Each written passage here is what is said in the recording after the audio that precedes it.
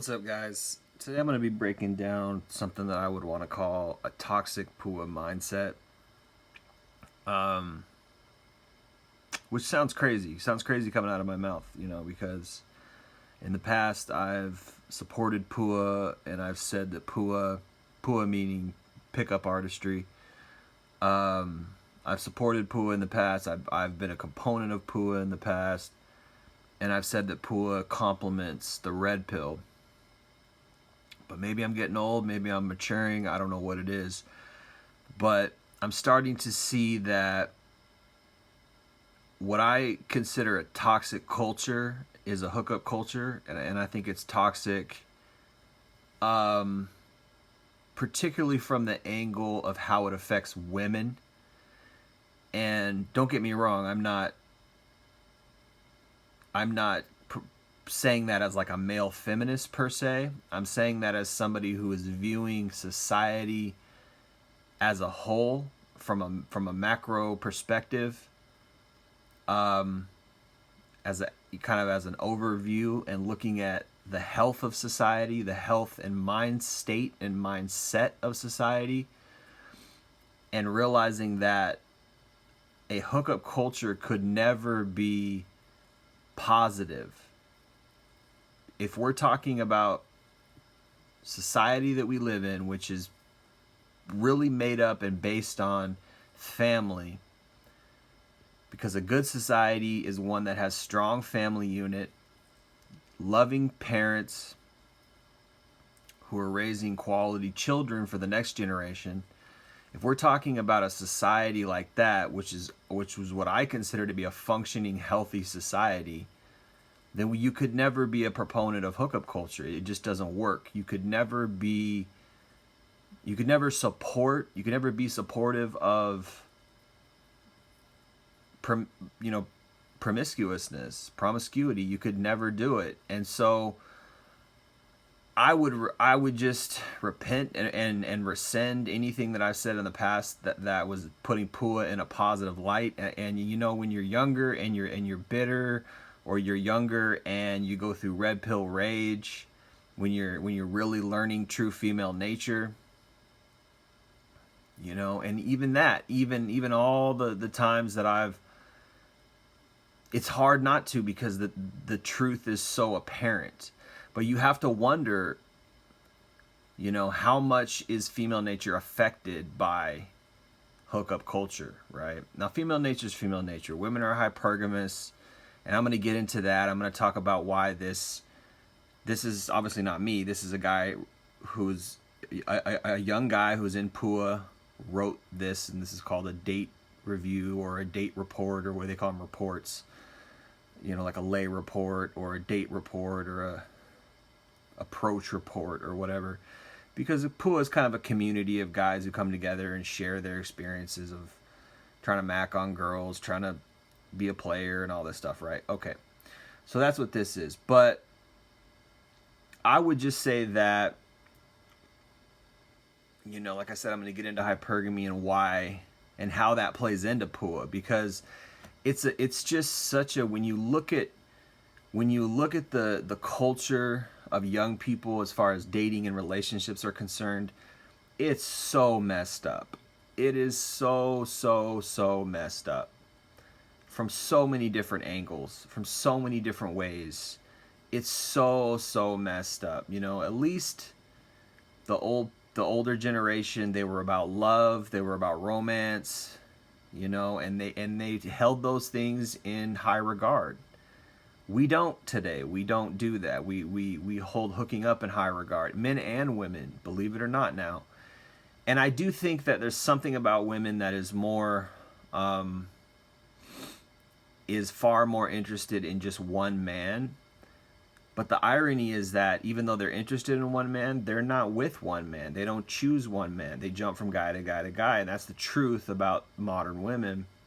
Or I should just say messed up promiscuous women. But are they all like that? So I've said some very disparaging things about young women today, but it's from the angle of looking at it like that. Of looking at it like these are modern women. These are what these modern women are doing. This is my experience. in the dating game in my 20s and 30s. They're all doing it, right? I mean, it's like, how often do you come across a unicorn? How often do you come across a woman who's pure, doesn't have a high body count, hasn't slept around, hasn't been with many guys, and she wants love, and she's not judging you by how much money you make, and she's not judging you by, you know, how you compare and compete with the other men. When I was a kid, I did see that once in a while. I would see a woman who just loves this one guy, and you looked at that guy and you'd be like, why does she love him? He's just kind of a goofy guy who's not very successful, who's just... It would happen when I was a kid. I didn't... After the 2000s, I never saw that. I don't ever see that. I'm sure it's out there, but I just don't ever see it. Maybe I don't get out enough. I don't know, but I don't ever see it. Women today, they're more solipsistic than ever. They're more narcissistic than ever, and that's just the truth. So it's hard not to say that, because it's the truth. It's hard not to speak what's really going on, right? So you want to say nice things. You want women to be, from the aspect of society, from the aspect of a quality society, you want women to be, stand up human beings. You want them to be honest. You want them to be genuine. You want them to be, humble. You want them to know how to treat a man. You don't want them to be loose and promiscuous, etc., right?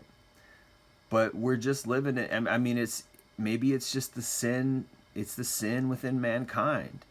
Well, and I've said this before too, and I've been saying this for 10, 15 years. We're living in the end times. Whether it's 20 years from now, 10 years from now, 5 years from now, God's gonna come back, man. And you could say, oh, that's just your religious beliefs, blah blah blah. But in reality, like, you look outside, it's not good, man. It's not good in so many different ways. But anyway, I'm not gonna have that kind of podcast. But I want to talk about the toxic culture. I guess the toxic PUA culture, but I want to come at it from a few different angles. And I'm using this example because there's so much toxicity in this, and there's so many red flags in this. I mean, for starters, the guys, PUA guys are, even though they say it sometimes, they're like, oh yeah, we'll help you find, a good girlfriend, or we'll help you find the love of your life, or your future wife, or whatever.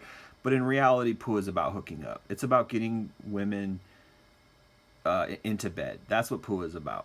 And I've studied it in the past. I've used it successfully in the past, to my own, to my own lessons that I had to learn, to my own, problems, because being promiscuous just creates problems for yourself, for her, for society, in one way or the other. It's like you think you might get away with it, but eventually you're not going to get away with it. Particularly,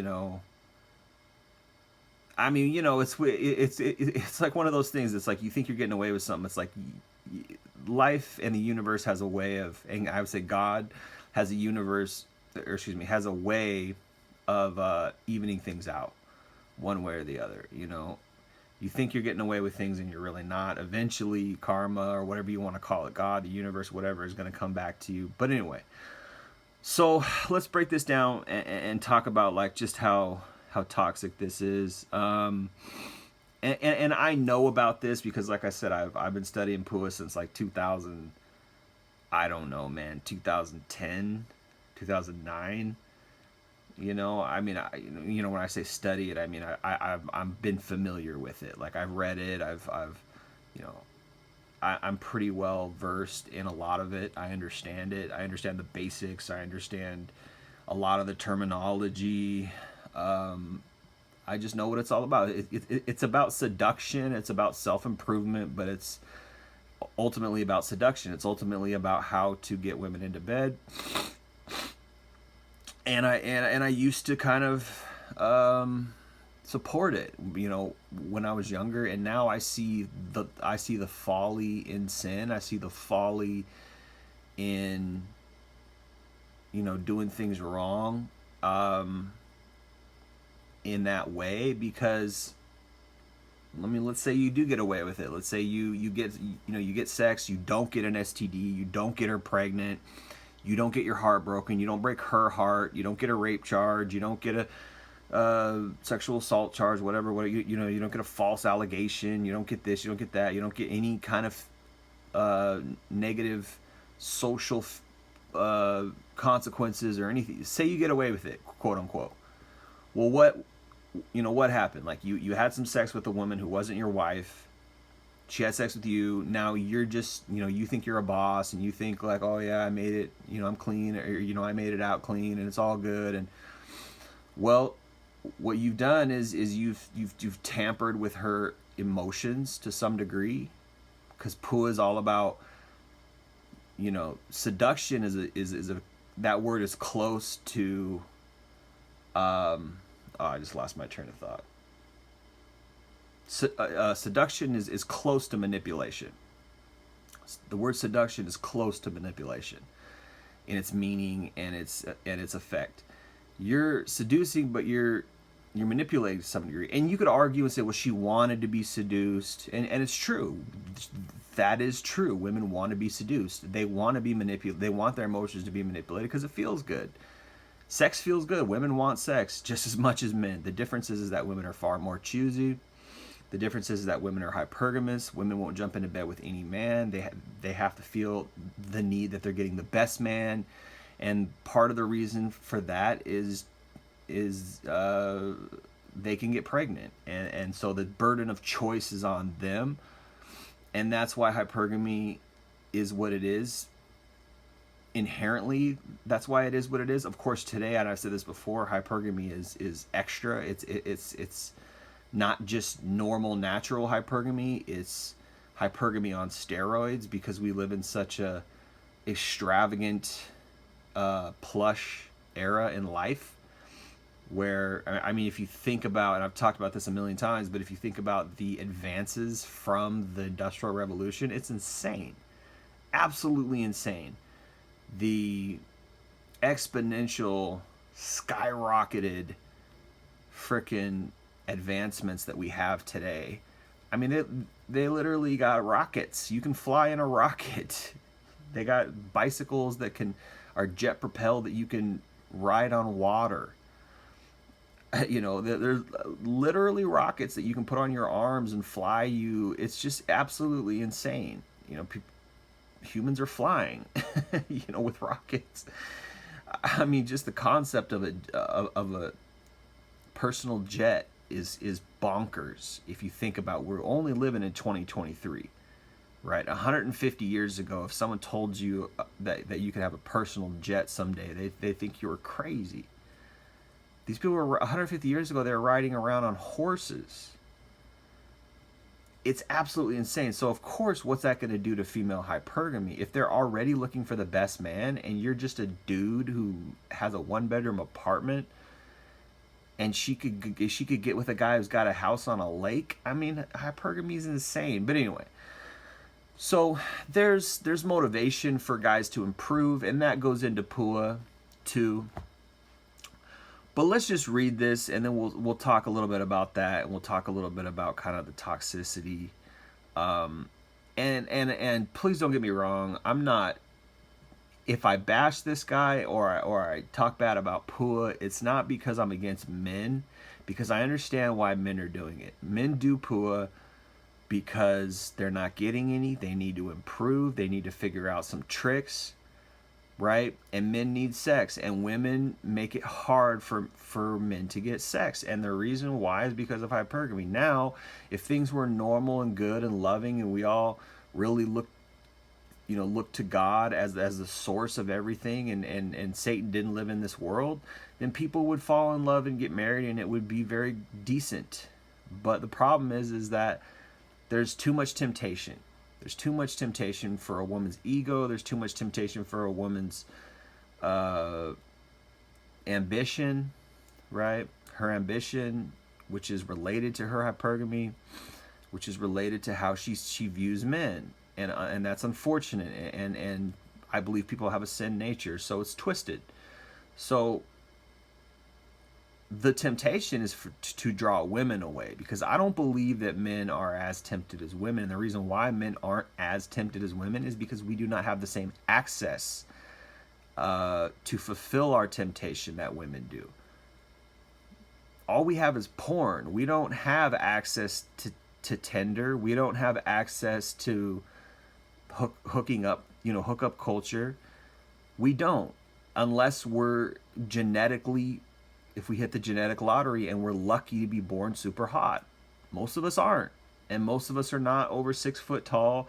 Most of us, even though we might hit the gym, we don't take steroids. We're not that in shape. We don't have a zillion dollars.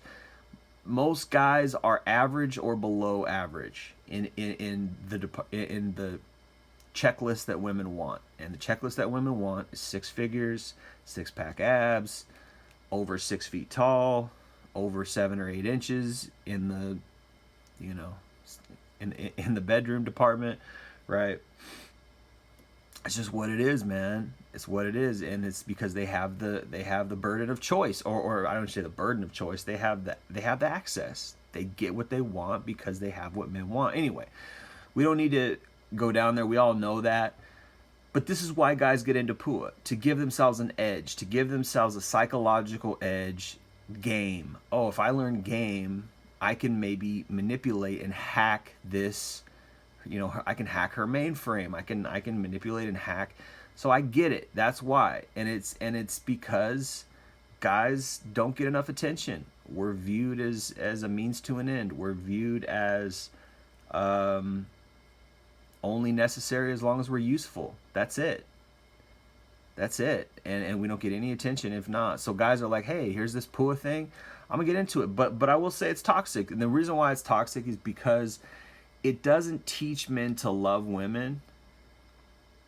And I would argue, even though that's the truth, and I stand by that, I would argue that men can't love women in today's day and age. So even though I just said that, I'm going to do a counter argument to what I just said. Not necessarily as an excuse, but as a reason for why I think that if given the option, men would choose to love one woman. If given the option, men would choose to have the love of their life, to have his baby, and she would be her baby, and they would love each other, and it would be, I think if given the option, most men would choose that. What's the other choice? Oh, I just bang a bunch of women for 20, 30 years and then whatever happens when I'm 50 or 60 or whatever, then if I find somebody then whatever, because that does happen. That does happen with guys, and it does happen with girls. And girls are very disenfranchised and very dissatisfied with that outcome. And we know that because of all the TikTok videos. We know that because of all the complaining on social media. Oh, I got ghosted. I'm 35 years old and I got ghosted again. All the time. They're dissatisfied. And why? Because when they were younger, they had their pick of the litter. They had their choice, and they went out and they got banged by everybody. And they went and chased all the chads, and now they're ending up 35 and complaining that guys are ghosting them. They're not getting the same treatment. And for guys, it might be a badge of honor to be like, yeah, I banged 300 girls, 400 girls in my life. I'm 50, but then you look back and you're like, but I never found love. I never had anyone to hold. I never had a family to love. Right?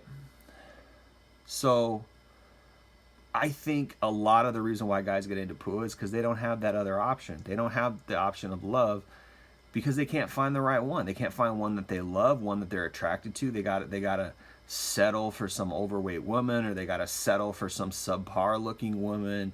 Because if a girl's hot in 2023 or for the last 25, 35, 40, who knows, 50 years, women have been taking advantage of their attractiveness by selling themselves, right?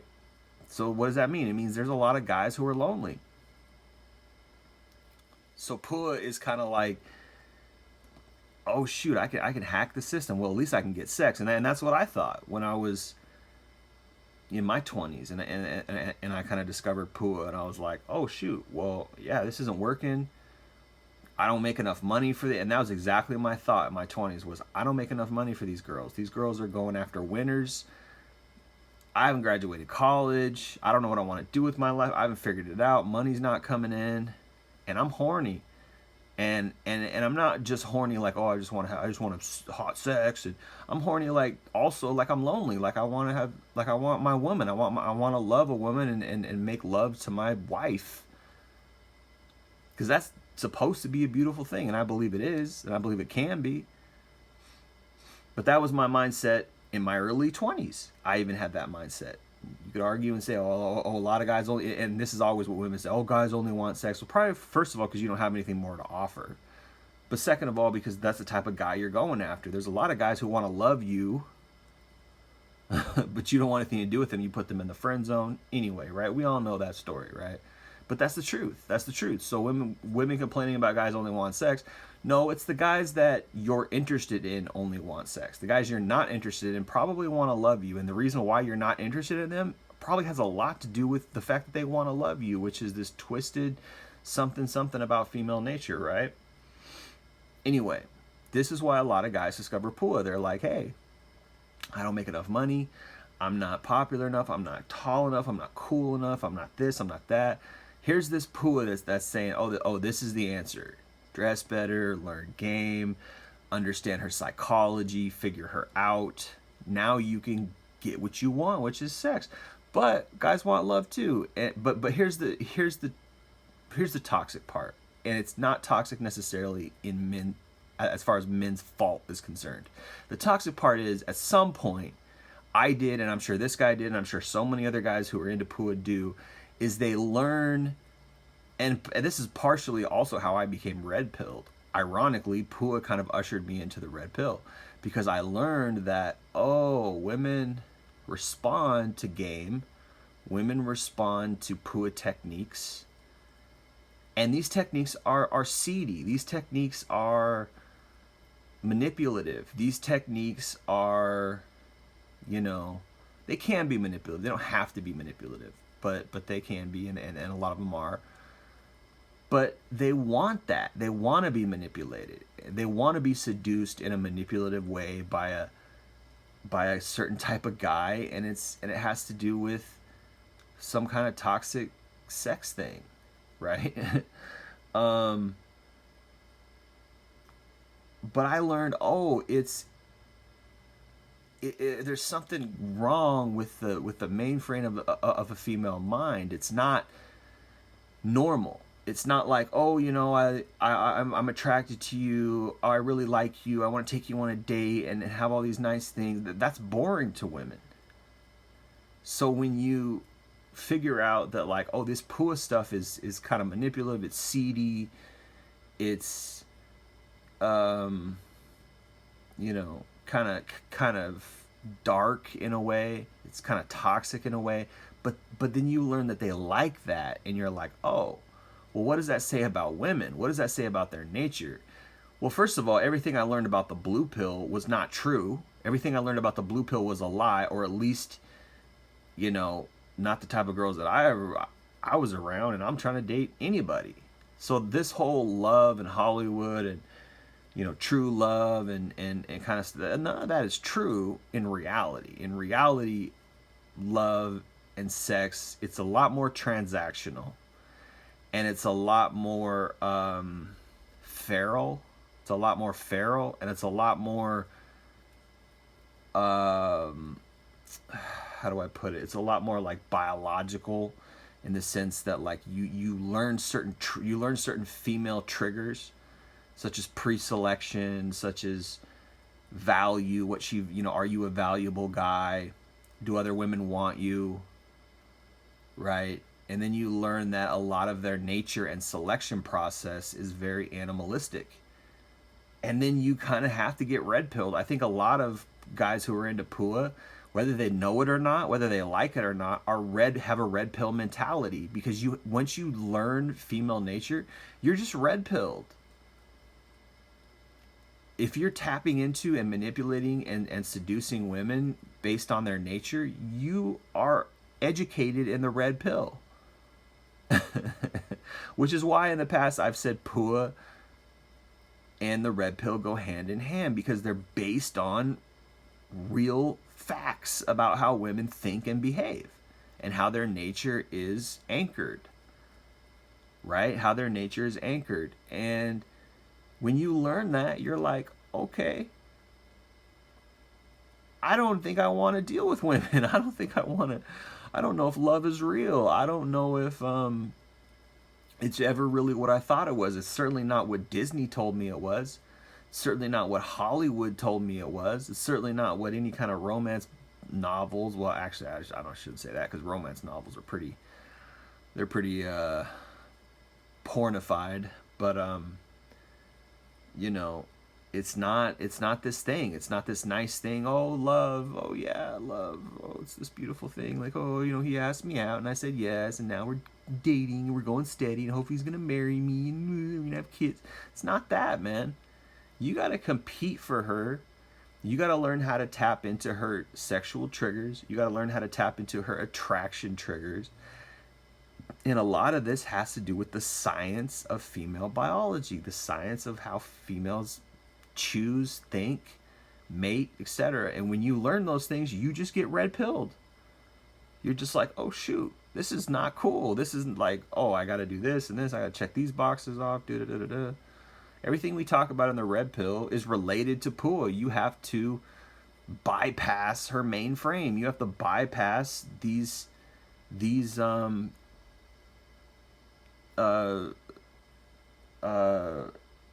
standards that she has, and that's what PUA teaches you how to do. But anyway, and there's a lot assumed in PUA that guys don't talk about. It's particularly PUA guys, because they don't tell you that, like, because if they told you, then they wouldn't sell their product as well. They don't tell you that, like, yeah, like most of PUA is the reason why PUA works is because the guy's already attractive. If he's already physically attractive, then that's why PUA works. And it works like a charm for guys who are already physically attractive. If you're attractive in your face, and here's something too that a lot of guys don't talk about, or a lot of guys don't realize, is that if you're attractive in your face, you can be a shorter guy. It doesn't matter. You can be a short guy if you're attractive in, like, human beings, we look for an attractive face, period. And it's just a sad, I guess you would call that a black pill truth, but it's a red pill truth too. It's just the black pill guys focus on it more. But it doesn't matter if you're like 6'5". If you're an ugly, I mean, I guess it kind of compensates, or somewhat. But if you're an ugly dude in the face, like, it's just it's probably not going to work out. But PUA is like a set is a set type of behavior or actions that you can do, and if you're already an attractive guy, it absolutely works. PUA does work, and I'll never deny that. But is it toxic? And I want to break down what this guy's saying too. So let's break down what this guy's saying and talk about why it's toxic. And really the reason why it's toxic is because it promotes promiscuity. PUA is about promiscuity, and it enhances that culture, which is detrimental to society, directly or indirectly, whatever. It's like you don't want the mother of your child to be a promiscuous woman. You don't want her to have a high body count. That's not normal. That's not moral. No man wants that. So why would you play into that culture? Why would you play into that system? Why would you play into her actually doing that? Because you're just going to be another notch for her. She's going to be another notch for you. And guys like the conquest, and they don't think about long-term effects, and they don't think about others. They're only thinking about themselves and their dick and the fact that they want sex. And it's understandable. And like I said, I give them, I don't know if the term plausible deniability applies here, but I give them an out, because I do think that most men, the majority of men, I'd say a high number, 85%, 90% of men, I think, if given the chance to find a beautiful woman who loved them, these guys would do that. These guys would take love and marriage and romance and a family with a pure, beautiful woman over all these little hoes out here. I do believe that. I really do. But the problem is guys can't get that. That's the problem, for various reasons. And yes, men are competing for the most beautiful woman. That is true. And we compete with our resources. We compete with our successes. We compete with our symbols of success. The nice watches, the cool cars, the houses, the jets, and all the stuff that these guys are out here trying to get rich for. It's so they can get the most beautiful woman. It's just basic. And what's funny is that you're trapped in the matrix if you're doing that. You are really trapped from sex. You're trapped from women. from women. So anybody who's like idolizing or following Andrew Tate, it's like, that's a joke, dude. Like it's an adolescent. And I'm not saying it's not fun. I'm not saying that it's not exciting. I'm not saying that those guys aren't successful with women or anything like that. I'm not saying that at all. I'm just saying, like, as far as like true, genuine love and genuine community and genuine humanity is concerned, I don't think that's anything to aspire to, because those are vapid women. Those are shallow women. Those are, even though they're the most beautiful women in the world, they are not quality human beings. And you learn that too. You learn, particularly when you get into the red pill aspect of learning and education, you learn that like a lot of these women who are so gorgeous, it's only skin deep, man. And they can fool you too, because there's something about beauty that sucks you in.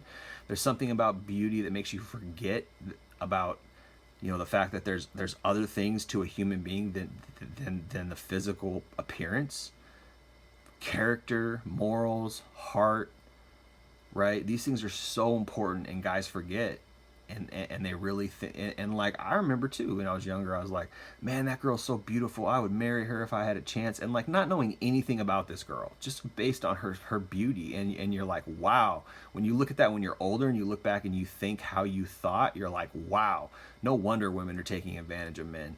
No wonder women like walk around like goddesses, because guys really think that, like, oh, I'll marry this girl, she's so good. It's all based on her beauty. And I remember once this girl, I was arguing with this girl once, and she was attractive, but like, we're having an argument about the red pill or like feminism or something like that. And and it got to a point where she was being really defensive, and she was talking about how like she had value and stuff. And I was like, oh, why are you so valuable, or something like that. And she was like, oh, well, I got like all kinds of guys trying to marry me.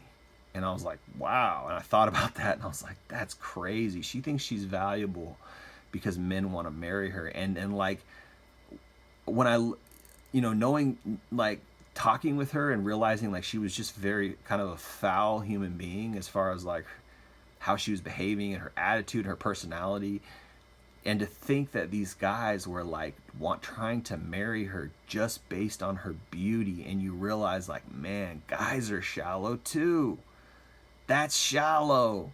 That's shallow for a man to want to marry a woman. I mean, it's one thing if like, yeah, you want to have sex with her, like that makes sense because like she's physically attractive, like, oh, it's sexy. I get it. But you don't know anything about her character. You don't know anything about her personality, just based on her looks. And you're trying to marry her just because she's attractive? Like, that's insane. And women take advantage of that. And like, how shallow is it to take advantage of that?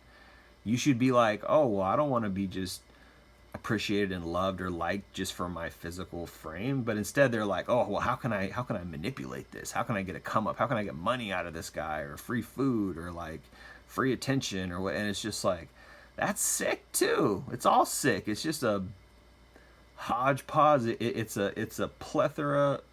I don't know what the word is. It's a medley of sickness. There you go, medley. It's a medley of just sickness. It's just an amalgamation of just sickness upon sickness. And you're like, that's what the modern dating is like out here. And you're just like, whoa.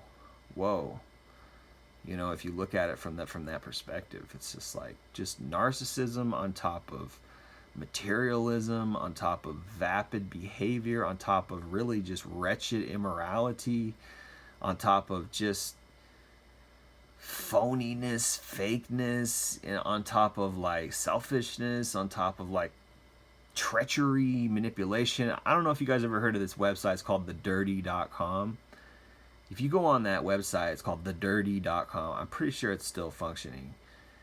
It's all gorgeous people, like physically gorgeous people, and they're mostly all women, physically gorgeous women, and they're doing all this dirt because it's a website where people can go and they can upload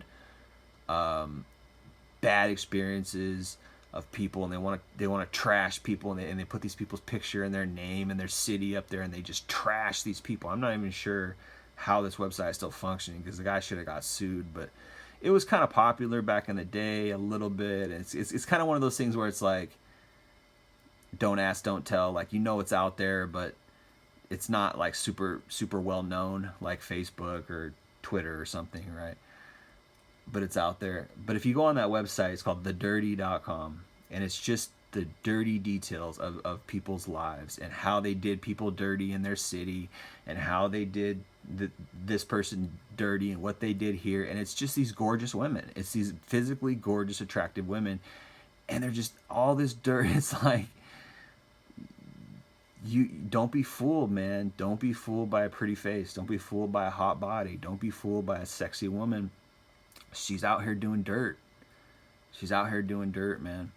But anyway, so let's jump into this from the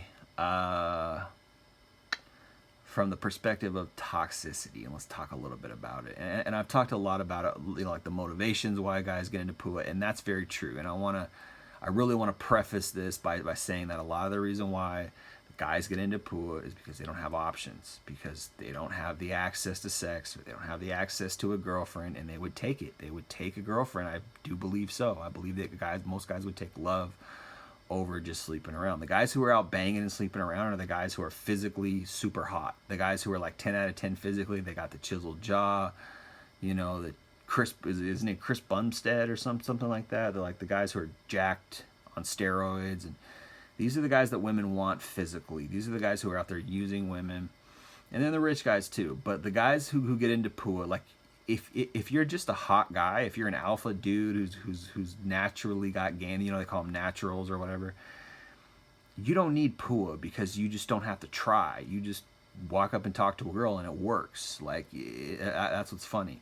But PUA works for guys, you know, you might have a defect. Some guys might be really shy. You might be an attractive guy, but you might be really shy, or you might feel like you don't know how to talk, or you don't know how to be social, or some guys just are socially awkward. They might be very attractive guys, but they're socially awkward, and that hurts them with women because women like guys who are socially adept, who are socially competent, and confidence comes into play there. Cockiness, humor, all this stuff you can learn from PUA, and all this stuff does work with women and does help with women. So, but I would say like a super ugly guy, like it's hard. Even if you learn PUA, even if you step your game up, a lot of times it's not going to work. 9 times out of 10, it's not going to work. That's what I've learned over the years, and hearing lots of guys' testimonies, hearing this and that. Anyway, with that said, let's jump into this. So this guy says, date review. Hello, single fathers and daddies. I guess that means he's a single father or a daddy, because this guy did this review on social media from a PUA group, right? From a PUA group. So it says, hello, single fathers and daddies. I met this girl a month and a few days ago. She's 19 and I'm 24. I approached her back then, got her number, and didn't end up saving it in my phone accidentally. So I looked her up on Facebook and messaged her. It actually worked. We texted back and forth in a very limited fashion, pinging value and fun, but mostly for setting up a date. And I finally landed it 2 days ago. My fault, because I was just ambiguous with my ETC. ETC is... I think that means it has something to do with like setting up a date. Anyway, but he says pinging value and fun. So what that means is that pinging is like texting somebody. So you text somebody something valuable, something funny, to portray value, and it's called text game, and it's hard to do because text game is hard. But you somehow show her that, you know, through text, that you're like a cool guy and you're fun and you're funny or something. And so you have to figure out whether you send her funny memes or you send her something that just conveys value and shows her that you're not just some weirdo. It's hard to do, but anyway, which is all just a component of the hodgepodge that is game. But anyway, and it's all based on female triggers. What attracts a female, female attraction triggers, and that's part of it. So you have to convey that you're valuable, you're fun, and you're funny through text, which is not easy to do. But anyway, so he says, on the date, it took a while for her to warm up, about 20 to 30 minutes, until we were vibing smoothly and being more open with each other. We went to a restaurant, and that's when we really started clicking, just teasing her sexually, and asked what her favorite movies were. She said jokingly 50 Shades of Grey. So through the course of the night, I kept planting the seed of sex in her mind by making little jokes of that movie and aloof / no big deal type of comments. You're such a freak, so you want a man to take control of you, etc. So essentially what he's doing is a strategy called seeding the pole, or seeding sex, which is basically like suggesting certain light sexual banter. Banter is like jokey conversation, and it's a way to like loosen people up, to like kind of make things more palatable. Whereas if you're like awkward, then you're clunky with your conversation. If you're awkward, then like you'll be reserved or shy. But where if you're bantering and joking, it means it conveys that you're confident. It conveys that you're comfortable, and you're a cool guy, and she can relax around you, and she can loosen up and open up. So obviously attraction is already there, or else she wouldn't have went on the date with him in the first place. And so he's capitalizing on that fact. And guys know that subconsciously or consciously, is that if a girl goes out on a date with you, she's physically attracted to you, period. Like, that's just a given.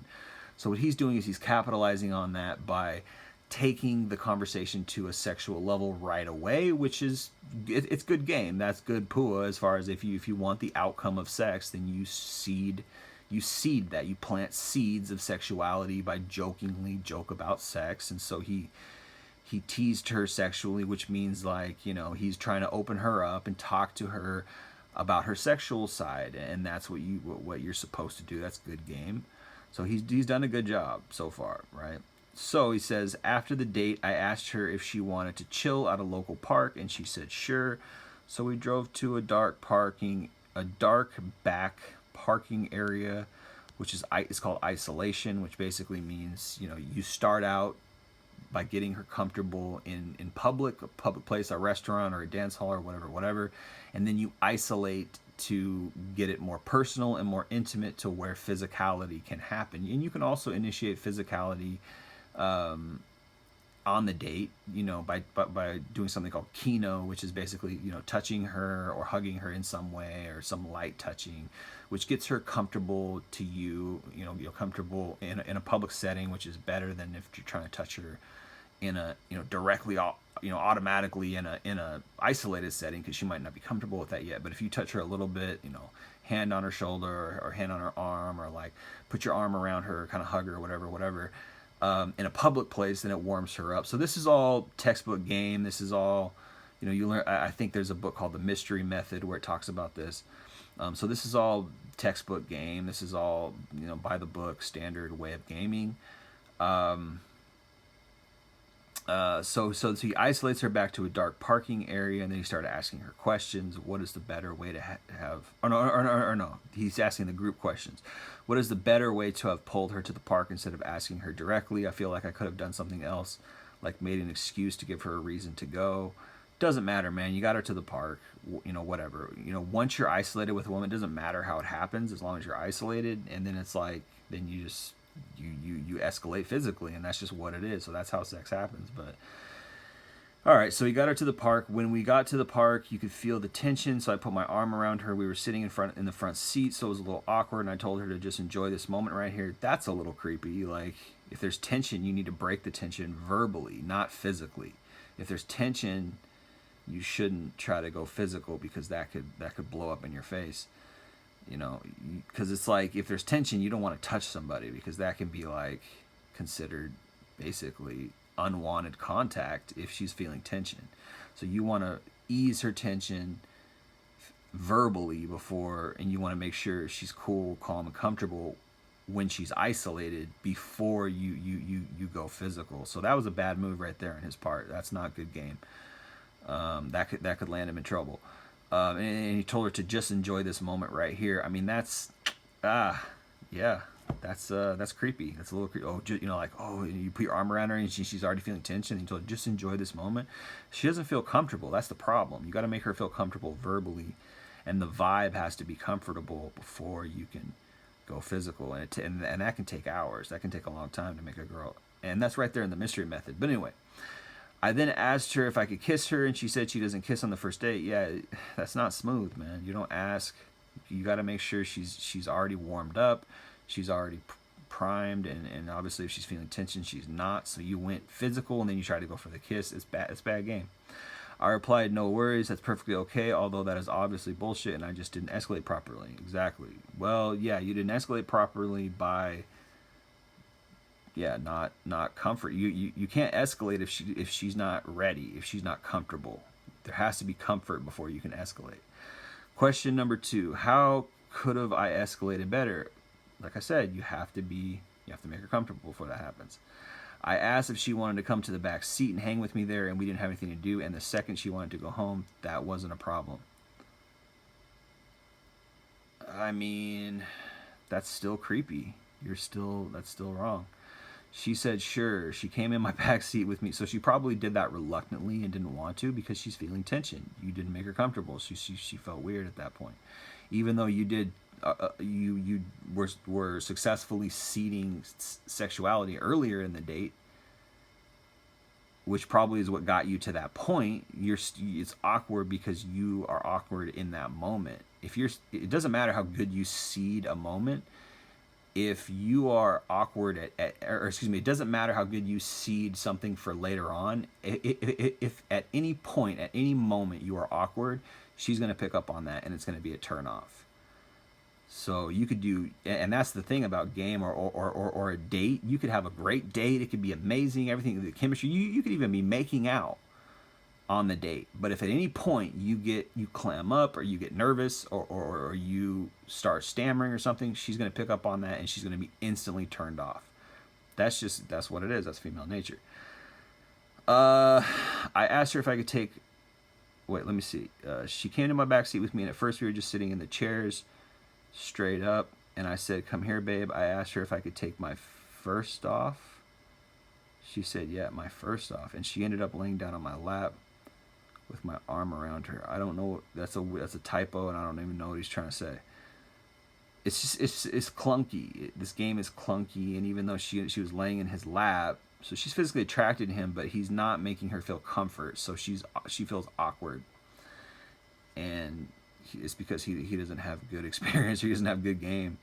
So even though she's physically, because if she's laying in his lap, I mean she's physically attracted to him and she's down and she wants him, but he just doesn't have good game to make her feel comfortable. So we started to talk sexual and asked her what her fantasies were and if she was really a freak. I remember specifically Todd spoke about normalizing sex, so I was just honestly cool with everything. And that's something that is good game, but it's toxic. It's like normalizing sex. Well, sex should be something that is sacred. Really, sex is something that's sacred between a man and a woman in love. And if you're trying to normalize, it's like trying to normalize. That's what feminists do. Normalize promiscuity, right? Oh, normalize sex. It's not normal out of the context of marriage. It's not. And the reason why it's not is because there's consequences. There's toxicity involved in that. Promiscuity. And even though I can sit here and comment and say, oh yeah, he had a good game, he did it right, whatever. The truth is that sex is outside of the confines of marriage is wrong. It's wrong. And he's not helping her family in the future. He's not helping her life. He's not helping women in general. He's not helping society in general. And I give him more of an out than her because she has more of a choice. She has more power over the scenario than he does. Women have more power. Where women's power lies is in choosing a man. That's where a woman's power lies. And they realize this, and this is why, and of course radical feminism has taught them to exploit men. So this is the reason why women are out here using men for money, having men fly them around the world, having men buy them all these expensive dates and stuff, is because they've learned to use men. They've learned to manipulate men with sexuality to get benefits. And it's usury, it's manipulation. I don't know, like the word for it. It's wrong, it's immoral, and they're doing it. And it's vapid, and they have no souls really for doing that. They don't have any moral basis. There's no moral compass. There's no moral anchor. If you're out here using men for money, I mean, you're a horrible person. You're feigning sexuality. You are faking that you're interested in a guy to get benefits, and that's all pornography is. That's all cam girl work is, right? you are selling sex. You are a prostitute. You are whoring yourself out in one way or the other. And if you're manipulating a man for sex or for money through OnlyFans or for anything, well, you're a bad person, and you don't deserve a husband. You don't deserve real love, and you don't deserve a quality family. But what's sad is that you should have one. You should have love, and you should have a quality family, because that's what makes society quality. That's what makes a good neighborhood. That's what makes a good family. That's what makes good children who grow up to be good citizens. And that's what nobody's teaching them, is that, hey, you have a responsibility here to not give yourself up to some random men, to not be promiscuous, to not sleep around, to not sell yourself because of children, because of your future, because of love, because of the thought of family. But we've lost those values somewhere along the way. We've lost those values. So even though I know game and I'm like, okay, he did good here, but he didn't do good here. Like, I know it all. But the truth is that even if he's successful, it's a loss. It's not a W, it's an L. It's not a win, it's a loss for society. It's a loss for her future. It's a loss, she has more to lose than he does, right? Because women are more emotionally invested in sex, although guys do get emotionally invested in sex, because there is hormones that get released when people are bonding in the sexual experience. The sexual experience is supposed to be a bond. But unfortunately, this promiscuity and this loose sexuality has turned it into just a act of pleasure, an act of selfish pleasure. That's it. That's all it is. And for men and for women, it's worse, because women have to feel an emotional comfort towards a guy.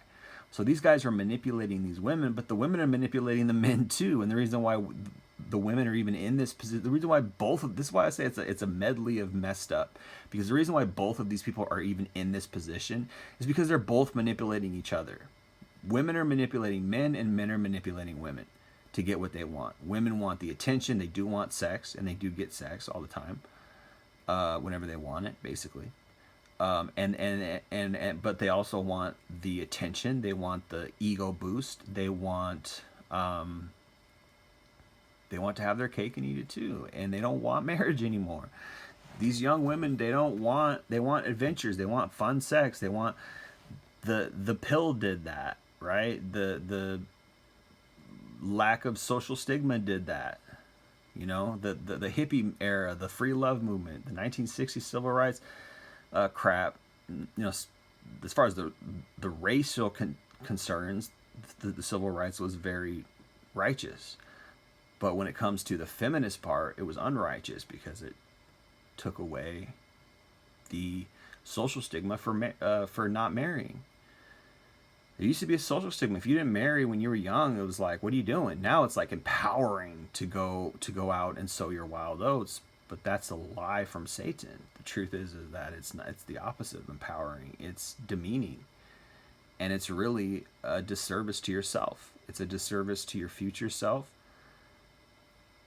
And it's a disservice to your future husband. But from a man's perspective, where are the women who we can settle down with? Where are the quality women that we don't have to manipulate to get sex? Because we want love. But if that's not available, what can we do? Our option is to learn PUA, learn game, learn to hack female nature, right? Anyway, so there's a guy out here who is, and I don't need to say his name. If you can see this, you probably know who he is if you know anything about PUA. But he's a guy who's teaching young men to normalize sex, which is just what feminists do, just what the radical feminist movement in the 1960s and 70s did. Oh, you can have sex because you can have an abortion now. You can have you can have the pill. You just take the pill and you won't get pregnant. So now what does that do? It takes away the consequence. So now women can do what they and they don't have to be so choosy. Well, but they still are choosy because that's in their nature. But they can still have that that plausible deniability out of, oh, you know what? Even if I do get pregnant, there's options. I can just abort, or I can adoption, but I might not even get pregnant because I'm taking the pill, right? So they have all these outs now. So sex before marriage is becoming normal. But look at society. Look at all the problems. Look at divorce. Look at how horrible women have become. Look at how disenfranchised and lonely and sad men are becoming. And young men are walking away from women because women have become so narcissistic and solipsistic and egotistical. That's the results. That's what you get. Right? Okay.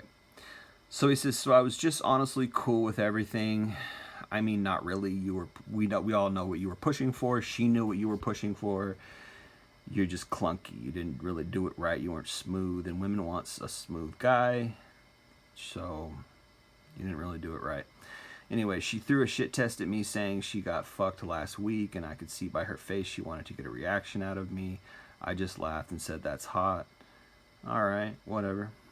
As we continued talking, my hands were just on her, caressing her. I put my fingers in her mouth and told her to suck them, and she openly accepted it as I requested. All right, I mean, this is getting kind of sexual.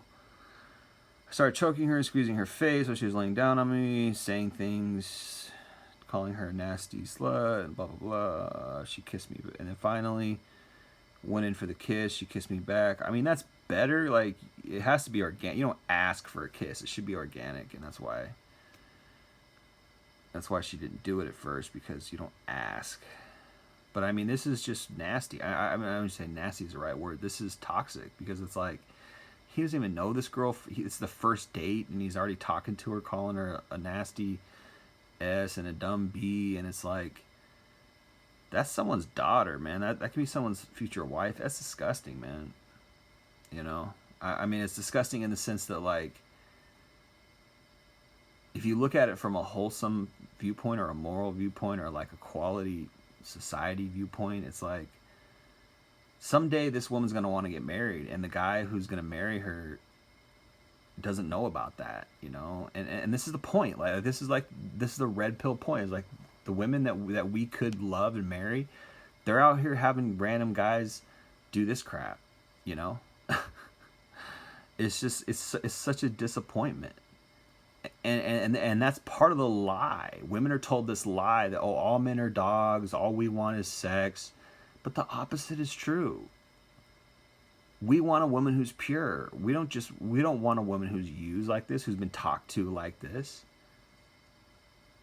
You know? And women just conveniently overlook that. And they attack us when we say it, like, oh, who are you to judge a woman's body count? And because we know guys are talking to you like this. And when we want a wife, this is what we get. When you come into a relationship with a woman, there's going to be red flags. And we're going to be able to tell that you've been used. And I don't care how much you try to hide it. And even if you do hide it very well, we can just assume it. Because they're all doing it. And this is why men are walking away. It's like, yeah, I don't want a used cum rag, man. I'm not into that.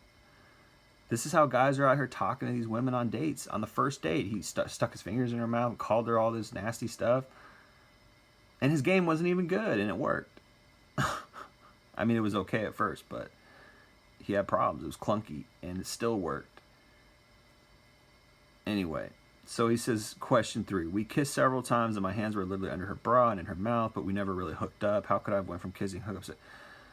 I mean, you just do it. I think you just stopped for some reason. Like, you had it. You were. I mean, once you're touching her and all this stuff, it's like, I think it's pretty much given. It's just you're not commanding enough, or you didn't figure out how to just tell her to take her pants off or whatever. But that's not, I don't know, man. Anyway, it's not a win for men. It's not a win for love. It's not a win for humanity. Throughout that, we spoke about her fantasies, and I asked her if she would ever want to do a threesome. She said yes, not so much with 2 girls, but with 2 guys. I can't tell if this was a shit test, but luckily for her, I'm also into such endeavors as well, as long as I ain't touching the other dude. You feel me? I mean, that's disgusting. I mean, when I was younger, I'd be like maybe excited by that, but now I'm like, it's just gross. It's like, it's just so, you know, from a humanity standpoint, from a spiritual standpoint, from a righteousness standpoint, it's nasty, man. We're getting into Sodom and Gomorrah This is Sodom and Gomorrah. I mean, read the Bible, man. Sodom and Gomorrah. It got to be so immoral that God just rained fire and brimstone down, man. But if you think about it, that's a righteous act to end that, you know, and it's going to be the same here in the end of times. It's going to be the same. This is just seeds for that, man. This is all, you know, and I repent for my part in it, my past, you know, because I've done, Lord knows, but it's just when you get to a certain maturity and you look at it and you're like, damn, man, these people are playing around like this, and these people should be having families. These people should be building families, building legacy from the family standpoint, not building up your ego or building up your notch count. It's weak. It's worthless.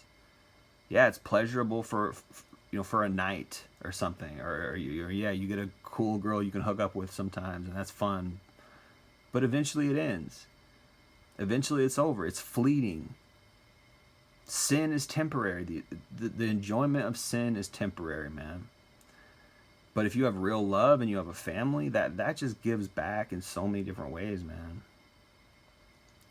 It gives back exponentially. Love is like, I don't know, man. Love is better. But and women kind of deep down know this, and eventually they come around to it, but they want to sow their wild oats first, and that's where it's not fair to men. It's not fair to your future husband. It's not right, you know?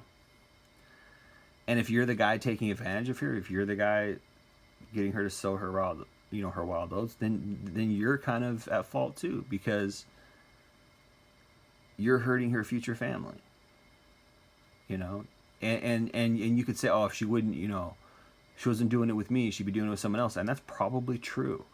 But that doesn't mean that you have to take part. It doesn't mean you have to, because I don't know, man. I think that the guy is gonna get consequence too. He's gonna get karma too for even taking part, because you could be righteous. You could choose to be righteous. And I get the motivation too. It's like, well, I'm not getting any. These girls are all messed up. They're already out here sleeping around. I might as well take part in it. And it's easy to think that way. And that's how you get suckered in, and that's how you slip into the whirlwind. You slip into the vortex of what is going on there, and you become a part of it. When you could just choose to walk away and be righteous, which now that I'm getting older seems like a better option, man. And then he said, and then I asked, what about a gangbang? See, this is crazy. It's just getting to be so bad. She said, yes, absolutely. And I said, how many guys? She said 5. I don't know if she's just playing into the scenario, but I mean, you watch porn and this is common. 1 for every hole and 1 for each of my hands. And maybe she's playing it up. Maybe she's playing up the, oh yeah, haha, I'm a slut for this date or whatever. But it's probably not far from reality. She probably would. With girls today, man. Anyway. Also, again, I kind of think that is hot, to each their own. I mean, whatever, dude. She was texting her friends. It's like, that's going to be someone's future wife. Really? I mean, you just don't care at all about her future. You really don't care about her at all. And she doesn't care about herself at all. And she doesn't care about her future. At least she's not thinking about her future. She probably cares about her future, but she's not thinking about any consequences. Emotional, internal, or outward consequences. Or social consequences. So we text her friends. She was texting her friends, and I asked about one of her friends and if she was a babe. She said yes, so I asked her if she would be down for a threesome. She verbally said yes, and I said, if we have a threesome with 2 girls, then we'll also have a threesome with 2 guys. Deal. She agreed. This is what our young people are out here doing, man. And it's porn. It's porn culture. Porn normalizes this kind of stuff. Porn is insidious. I've said that before. And there's been times where I'm like, I understand why guys watch it, and it's like, in some senses, like, if you got nothing else, and women are not working for you because you're not rich enough, you're not good looking enough, whatever, porn is a viable option. But at the same, as far as pleasing yourself, as far as like, it's a better option than looking at the wall in the shower. You know what I mean? And that sucks. That's a sucky scenario all around.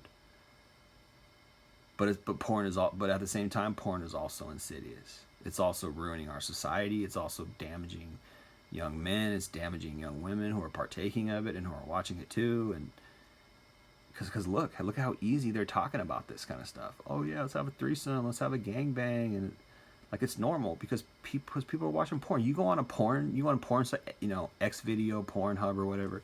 These videos, like all the videos, not just some, all the videos, they have like millions of views. Millions of views. The view count is literally under the video. You can go look at the view count. It's got more views than YouTube videos. Porn is probably more popular than YouTube, I would venture to say. Maybe not quite as popular, but it's almost. I mean, that is insane to think about. Absolutely insane. This is why people aren't going outside. This is why people don't have lives anymore. If people remember before the internet, they went outside, they talked to their neighbors, they had cookouts, they had fun at the park, they went fishing, they did this, they did that, camping, they had fun outside, they played sports. People aren't going outside anymore. And this is warping people. It's killing community. It's killing humanity. This is porn, man. And people act like, oh yeah, it's cool for women to just go out and sleep around. Oh, she does porn, who cares? This normalization culture. Normalize sex. Yeah, okay. You're basically normalizing the destruction of society. That's what that is. Okay, and then the rest of the night, we just kept getting very sexual, but no hooking up, only light kissing, choking, sucking on my fingers, and back to chatting, and me holding her. Anyway, bad game, but whatever. At least they didn't have sex, I guess, but they did everything besides. I consider it a success-ish, but I could have gotten laid right there and then. Yeah, because you something about you that's weak. There's something about you that you didn't take command, and men want a woman to take command, and she got an immature vibe about you, so she played it up, and she probably did that on purpose, because women, it gives them a little bit of thrill to be like, yeah, I didn't actually give him sex, but I led him on, and actually I bet she won't give this guy sex ever, because if you have a weak night with a woman, she's probably not gonna. I mean, most women these days, most women in general, will have sex with you on the first date, period. Like, it's just a given. Particularly if she's attracted to you and she wants to go out with you. Some women will play around and be like, oh, you gotta earn me and da-da-da, but I mean, if she's attracted to you, it's like, unless she's using you for the date, unless she, I said earlier, like, oh, if she gets you out on a date, like, maybe she's attracted to you. Well, that's actually not necessarily true. Like, she might just want a free meal. She might be bored. There's different reasons. But for the most part, if you get her out on a date, it's almost a layup. I don't know. But, so something wrong with him, but from that perspective, from a PUA perspective, I'm just saying that objectively. I'm not encouraging that. Hopefully not. Oh boy. So anyway, question 4. What could I have done differently to get the lay? I don't know, man. You just gotta take control. You just gotta whip it out, probably. Anyway, sorry. But yeah, like, it's just a negative situation. It's like, it's sad. It's sad from my perspective, from my age. I was gonna say from my maturity level, but I don't want to make myself sound puffed up or anything. I mean, like, I'm just a dude who had a lot of experiences, and I wish I could take a lot of them back, but from the perspective of somebody who been there and done that, it's sick, it's sad, particularly when you learn that, and I think too that there's not enough quality families out there. There's not enough quality examples. I think if people could see God-loving, solid families, solid nuclear families out there, I think that would be a type of example to follow. There's not a lot of examples to follow, it seems, anymore. Growing up in the 90s, I remember seeing pretty good families, together, but there's just not anymore, it seems like. I don't know, man. I don't know what's going on, man, but the world is ending, man. It's dark. It's dark out there. All right, but I keep telling myself she's speaking with 4 to 6 guys minimum. See, there you go. That's Probably true, and that's a red pill mindset, and this is why guys get into push. So he's probably, he's got some self-esteem issues, he's got some insecurity issues, and that probably subconsciously came out, and she wasn't comfortable with him. And the truth is that she is probably talking to 4 to 6 guys minimum, and she probably wants to have sex with the most alpha guy, the guy who's most confident, the guy who's most comfortable with himself, and this guy's not. And he lacks taking charge, and a lot of guys that's a problem, because they have low self-esteem, or they don't believe in themselves enough, or whatever. And it's just like, she's speaking with 4 to 6 guys minimum and is going to get fucked next week, stuff like that. To be honest, grounded with myself, and to prevent myself getting attached, jealous. Well, yeah, I mean, yeah, you don't want to. And that's another thing that's toxic. He's like, you're supposed to get attached to a girl that you love, or a girl that you like, or you're very attracted to. That's part of a relationship. That's what's so bonkers about the reality of dating. And it's not just guys. It's not, and PUA teaches this, yes, but it's not just PUA guys or guys out here who are trying not to get attached. It's girls too. Actually, I think it's more toxic for girls, because girls don't get attached to guys as easily, in a way, even though they need an emotional connection or emotional quote unquote attachment to have sex. I don't think it's quite the same, because they have so many options, and because at a certain point it's like they just get so used to having so many options. So for the guy, it's all about the conquest, it's all about conquering. For the woman, it's about finding the best one, and it's just a jacked up scenario, right? So he's doing some mental trickery so he doesn't get attached to her and stuff. And anyway, man, which is toxic, but it's the reality is that this is what guys got to do, because if we do get attached, the girl will just think we're a joke. The girl will be like, oh, this guy, is putting me on a pedestal. He must be a loser. He must not have any other girls. I don't want him, And so it's something it's a mental trick we got to do. Question 5. Any tips on avoiding attachment? I haven't texted her since our date and don't intend to for a little bit. I hope to meet other hotter girls before doing so, but I can't help but think of her often and how much I genuinely like this girl. It's just sad, man. It really is just sad that he's got to do all this sexual stuff to get this girl who probably is out here sleeping with a bunch of dudes, and she probably is texting 4 to 6 or 10 other guys, and he's probably right. His instinct is probably correct, whether it's red pill theory or PUA theory or just his instinct. It's probably true, because this is what girls out here are doing, and he's got to trick himself into not getting attached when that's what you're supposed. That's natural. It's natural to get attached to somebody you really like. It's natural, but that's unattractive to women. It's sad. It really, really is a sad, toxic scenario that this guy. I mean, the whole thing is just. I wouldn't quite use the word pathetic, but it's bordering on. It's not that he's pathetic. It's the scenario is pathetic. The scenario is really sad and toxic, and he's got to learn these toxic tricks to kind of transmorph himself into something he's probably not. He's probably a nice guy who's got a good heart, who probably deep down wants love, but he also wants sex too, which is also probably warped in his being, because we're also used to porn. And